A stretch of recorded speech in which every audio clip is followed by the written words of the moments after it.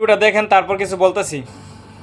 আপনারা সামনে হাজির হয়েছি আমি ইমরান বিপি আব্বু। পয়সা কেন অনলাইন জগৎ আমার পছন্দ না, আমার কেউ কোনোদিন ভিডিওতে দেয় না, আমি এটা পছন্দ করি না, এটা আমি না করি, নিষেধ করি, এরপরে মানে না হেরা করে।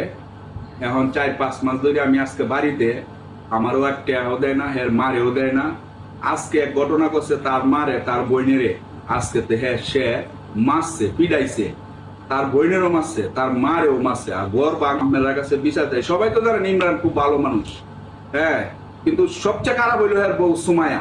সুমাইয়া হলো সবচেয়ে খারাপ, এর কারণে আজকে তার মারে মারছে, তার বইনেরে মারছে। টাকা পয়সা তো দেয় না, লক্ষ লক্ষ টাকা কামায়। ইমরান বিপি দেখেন তার মাকে এবং তার বোনকে পিঠাইয়া বার করে দিছে। তার ডাকাতির কথা ফাঁস করছে দেখে মানুষের কাছে, তার ডাকাতির কথা ফাঁস করছে, তাদেরকে খানার টাকা দেয় না। এই জন্য তার দেখেন তার বাবার মুখের কথা আপনারা নিজেরা তো শুনলেন যে তার বাবা কি বলল।